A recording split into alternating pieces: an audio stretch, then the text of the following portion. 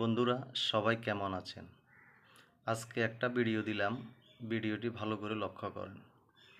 একটা বাড়ির বিল্ডিংয়ের দেওয়ালে এভাবে লতাপাতা ঘাস যেভাবে উঠছে দেখুন ভিডিওটি। এই ভিডিওটি দেওয়ার উদ্দেশ্য হইল যাদের দেওয়ালে এভাবে লতাপাতা উঠে একদম ভরে গেছে তারা কিন্তু এটা পরিষ্কার করছে না। পরিষ্কার না করার কারণে অনেক সময় দেখা যায় সাপ বা অন্যান্য কিছু বাসায় ঢুকতে পারে। দেখুন ভিডিওটি, এই বাসার দেওয়ালের বেয়ে প্রায় দোতলা পর্যন্ত লতাপাতা উঠে গেছে, কিন্তু মালিকপক্ষ চিন্তাই করে না। পাশে বিদ্যুতের পিলার, এই বিদ্যুতের পিলারের সাথে দেখুন গাছপালা বিদ্যুতের তার পর্যন্ত উঠে গেছে, কিন্তু মালিকপক্ষ এগুলা খেয়ালে করে নাই।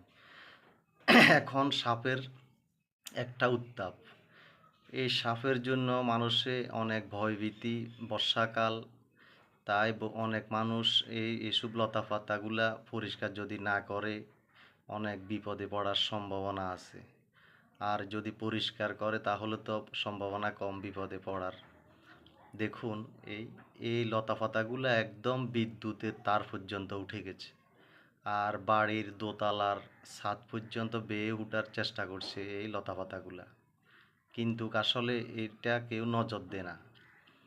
এটা নজর না দেওয়ার কারণে একটা সমস্যা হলো, এই লতা বেয়ে অনেক সাপ বা অনেক পোকা মাকড় বা দোতলায় বাসায় উঠতে পারে, তাই অনেক ক্ষতির সম্ভাবনা থাকে। যদি এগুলা পরিষ্কার পরিচ্ছন্ন রাখে তাহলে বিপদ মুক্ত থাকবে।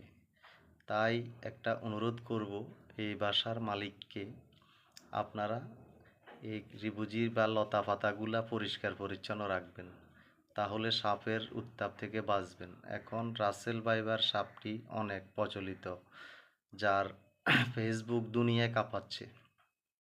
তাই বলছি এই লতা পাতাগুলা অবশ্যই পরিষ্কার করবেন।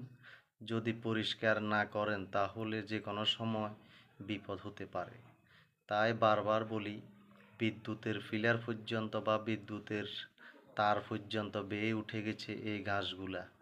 এই ঘাসগুলা দেখে অনেকে ভয় লাগে, মানে একদম জংলার মতো হয়ে গেছে, আর বাড়ির দেওয়ালে পর্যন্ত উঠে যাচ্ছে ঘাসগুলা। ভালো করে লক্ষ্য করে দেখুন।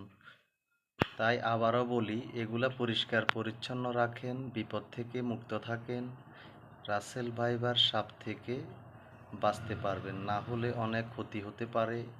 এই জংলা পরিষ্কার রাখবেন সব সময়। যদি পরিষ্কার না রাখেন, এখন বর্ষাকাল, আপনাদের দোতলা বিল্ডিং বেয়ে উঠছে এই সবুজ লতাপাতা ঘাসগুলা।